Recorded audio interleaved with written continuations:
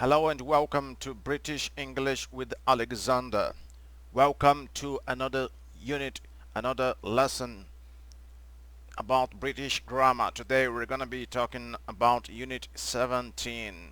We're again talking about modal and semi-modal verbs. Okay, onwards and upwards with our British English journey.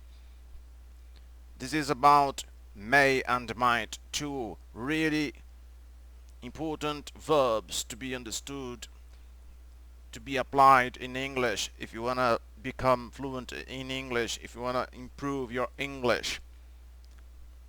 If this is the first time you're seeing that video, I'd like to invite you to subscribe to the channel, share the content with English learners, your English speakers, everybody interested in learning and or improving their English.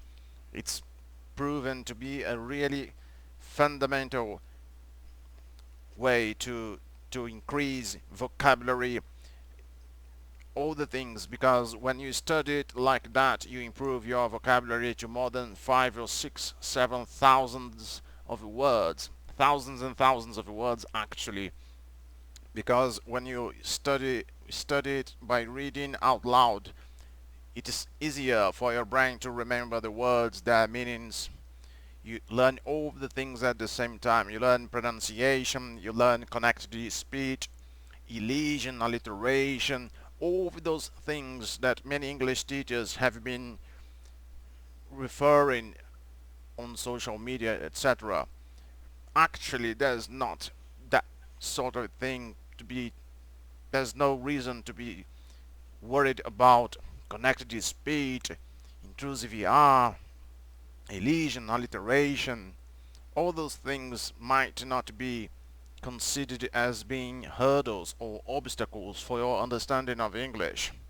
You just need to read it naturally, and your brain will be in charge of making the correct adaptations along the reading of an English text.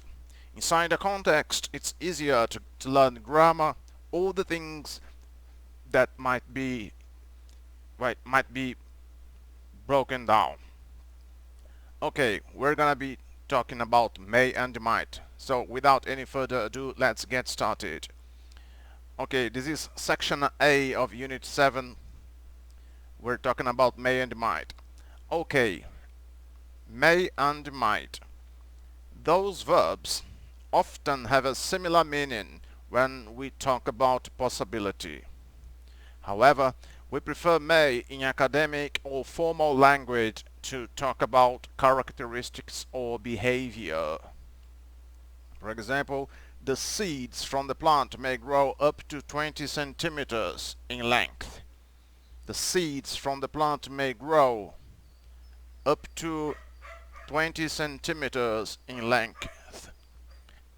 Pay attention to that word length. We spell it L-E-N-G-T-H, but we pronounce it length, length, length, length.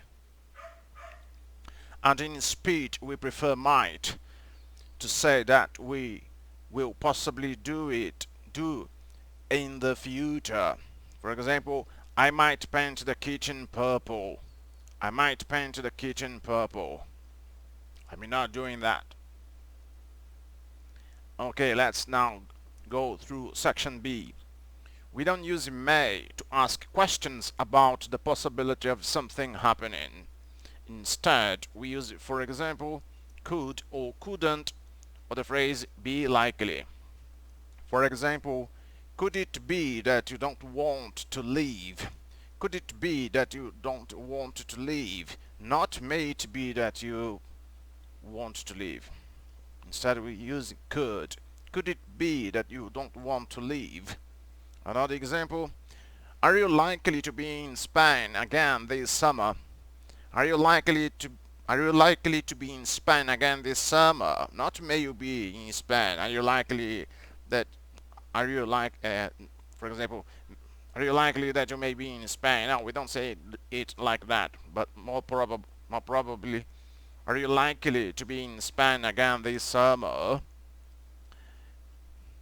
Moving on, it is possible to use might in this type of a question, but it is rather formal. For example, might they be persuaded to change their minds? Might they be persuaded to change their minds? Note that we can use may in formally asking for permission and offering help. May I leave now? May I leave now? Or may I help you? May I help you? Okay, let's go on through section C. Might, not may, plus bare infinitive is sometimes used to talk about what was typically the case in the past. This is a formal or literally use. For example, during the war, the police might arrest you for criticizing the government. During the war, the police might arrest you for criticizing the government. Another example, years ago, children might be sent down mines at the age of 6. This is in the passive form. Again, years ago, children might be sent down mines at the age of 6. Moving on, we can also use could plus bare infinitive in examples like this to talk about past ability.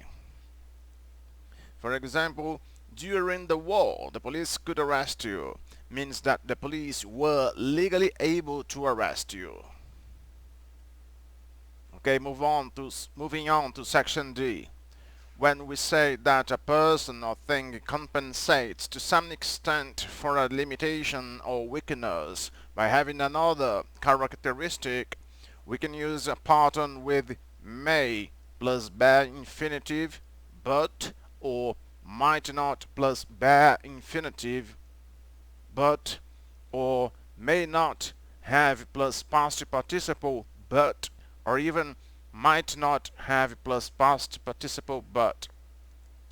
For example, the painting may not be a masterpiece, but the colors are remarkable. Again, the painting may not be a masterpiece, but the colors are remarkable. Another example, she might not have danced very gracefully, but she had a lot of energy and enthusiasm. She mightn't have danced very gracefully, but she had a lot of energy and enthusiasm. Okay, moving on to section E. We use may plus have plus past participle, or might, not can, or we actually might plus have plus past participle, and may or might plus be plus ing to talk about possible events in the past, present, and the future. For example, do you think Laura may have completed the report by now? We're referring to the past. Do you think Laura may have completed the report by now? Or do you think Lara might have completed the report by now? We can use may or might. May have completed or might have completed. Both ways are possible. Another example, his maths may have improved by the time the exam comes round. Again, his maths or mathematics, his maths may have improved by the time the exam comes round, or we can use might. His maths might have improved by the time the exam comes round. We're referring to the future. Notice in the previous example we used the construction to refer to the past. Now we're referring to the future, and in the following example we're gonna be considering the present. For example, Marco isn't in his office. He may be working at home today. Or Marco isn't in his office. He might be working at home today.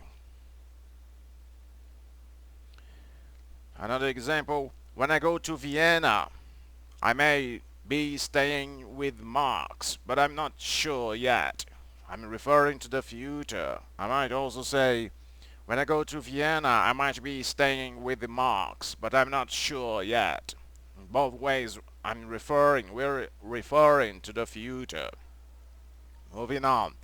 Note that could can be used in these sentences instead of a may or might. For example, do you think Laura could have completed the report by now? Again, do you think Laura could have completed the report by now?